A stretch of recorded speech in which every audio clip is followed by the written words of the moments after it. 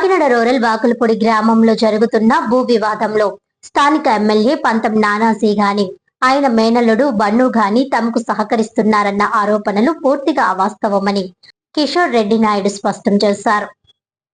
ఈ సందర్భంగా కిషోర్ రెడ్డి నాయుడు మాట్లాడుతూ భూ వివాదానికి కులాలు మతాలతో ఎలాంటి సంబంధం లేదని ఆయన తెలిపారు. తమ స్థలంలో ప్రహారీ గోడ నిర్మాణం చేపడుతున్న సమయంలో స్థానిక వైసీపీ నాయకులు తనను బెదిరించారని ఆరోపించారు. తమ స్థలంలోకి వచ్చిన వారికి న్యాయపరంగా నోటీసులు కూడా జారీ చేశామని, అయినప్పటికీ వారి నుంచి ఎలాంటి సమాధానం రాలేదని తెలిపారు. భూ వివాదానికి సంబంధించి అధికారులకు ఫిర్యాదు చేశామని, పంచాయతీ అధికారుల ద్వారా కూడా నోటీసులు జారీ చేయించినట్లు తెలిపారు. తమ వద్ద స్థలానికి సంబంధించిన పత్రాలు ఉన్నాయని, సమస్యను అధికారులు చట్టపరంగా పరిష్కరించాలని కోరారు.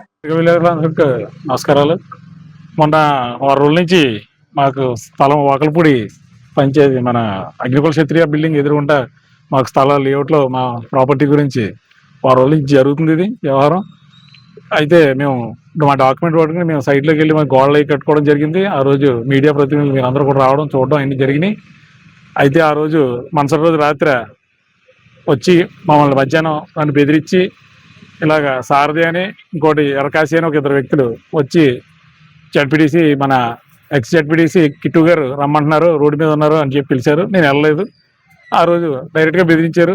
ఇలాగా మీరు అర్జెంటుగా తీయకపోతే మేము తీసేయడం జరుగుతుంది, ఇంకో సంవత్సరం ఉంటుంది గట్టిగా అయితే, లేకపోతే ఇంకో 2 సంవత్సరాలు ఉండొచ్చు, తర్వాత మా గవర్నమెంట్ వచ్చిన మేము ఎలాగో పీకేస్తాం అని చెప్పారు. అయినా సరే నేను పట్టించుకోలేదు, నా పని నేను చేసుకున్నాను. ఆ రోజు రాత్రి మొత్తం ఆ గోడల గీళ్ళలో మొత్తం మెటీరియల్ అంతా 5 lakhs సంబంధించిన మొత్తం మెటీరియల్ అంతా తీసుకుని పట్టుకుపోయారు. అక్కడ అయిపోయింది. ఇంకోటి ఏంటంటే అతనికి చింతకాయల సీన్ అనే అతను డైరెక్ట్గా మేము 2004లో కొనుక్కున్నది 2005లో కొనుక్కున్నాం. మా మావయ్య గారు ముద్రగడ వెంకటరావు గారు, ముద్రగడ మురళీకృష్ణ గారు, మా బావగారు కొనుక్కున్న డాక్యుమెంట్ పంచాయతీకి సర్వే పెట్టడం జరిగింది. సర్వేకి నోటీసులు కూడా ఇచ్చారు. దానికి సంబంధించి సర్వే డిపార్ట్మెంట్ కూడా మొత్తం వాళ్ళకి నోటీసులు ఇచ్చి రమ్మని చెప్పాం. వాళ్ళు రాలేదు. మేము ఫోన్ చేసి సర్వేకి రాలేదేంటి అని అడిగితే మీకు సంబంధం లేదు, మీరు దిక్కున్నాడు చెప్పుకోండి, మీరు ఏం చేసుకుంటారో చేసుకోండి అని చెప్పి మమ్మల్ని బెదిరించారు. మేము పోలీసులు ఆశ్రయించి పోలీస్ కంప్లైంట్ కూడా పెట్టాం. అయినా మాకు అటు నుంచి స్పందన లేదు.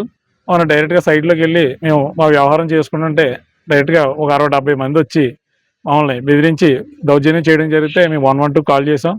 వాళ్ళు వచ్చి పోలీసులు సిఏ గారు వీళ్ళంతా సర్పంచ్ సిఏ గారు స్పందించి వచ్చి అందరినీ బయటికి పంపించి మీరు మీ డాక్యుమెంట్ తెచ్చుకోండి, వాళ్ళ డాక్యుమెంట్ తెచ్చుకోమన్నారు. ఏమంటే వ్యవహారం కూర్చొని మాట్లాడుకుని తేల్చుకోవాలి కానీ వాళ్ళు గొడవ పడకూడదని చెప్పారు. మేము ఆ రోజు సాయంత్రం స్టేషన్కి వెళ్ళాం. అవతల స్టేషన్ ఫోన్ చేశారు సిఏ గారు, అదిని రాలేదు. మరుసటి రోజు మళ్ళీ మేము ఏం చేయాలన్నది మేము ఇవాళ పొద్దున్న కలెక్టర్ ఆఫీస్కి వెళ్ళి గ్రీన్వెన్సెల్లో కంప్లైంట్ అది పెట్టాను కలెక్టర్ గారికి. ఆ వ్యవహారం ఇలా జరుగుతుంది. ఈ లోపల ఈయన పొద్దున్న ప్రెస్ మీట్ పెట్టి ఎవరో బన్ను అని, నానాజీ గారని, ఎమ్మెల్యే గారని అసలు మాకు సంబంధం లేని వ్యక్తులు అందరినీ ఇందులోకి లాగుతూ, పైగా ఇందులో విచిత్రమైన విషయం ఏంటంటే కుల స్తంభాన్ని ఎత్తుకుంటూ అసలు కులాలకు సంబంధం ఏముంది, మా సైట్ దొబ్బేశారని చెప్పి మా సైట్ ఇలా దౌర్జన్యం చేసి మమ్మల్ని బెదిరిస్తున్నారని చెప్పి మేము పంచాయతీకి ఇలాగ మన డిపార్ట్మెంట్ పోలీస్ డిపార్ట్మెంట్ వారికి మేము విన్నవించుకుంటున్నాం.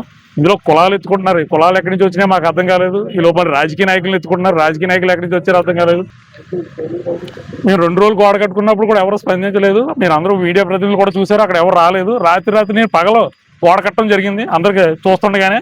రాత్రి గోడ పట్టుకుపోయే పరిస్థితి, అది దొంగోళ్ళు చేస్తారో మరి అది ఫేక్ రియల్గా ఉన్నవాళ్ళు చేస్తారన్నది మీరే ఆలోచించి ప్రజలకు అది చూడాలి. అది దిగిని పోలీస్ డిపార్ట్మెంట్కి కోర్టు ద్వారా నోటీస్ పంపించాడు ఆయన. ఏమని, మేము ఇలా మా స్థలాల్లోకి మీరు ఎవరో జోక్యం చేసి మీరు అందులోకి రావద్దు, ఇది నాకు సంబంధించిన విషయం. అసలు ఈయన పంపించాల్సింది ఎవరికి? మాకు పంపించాలి. ఇది మాకు సంబంధించిన విషయం కాదు కదా అది.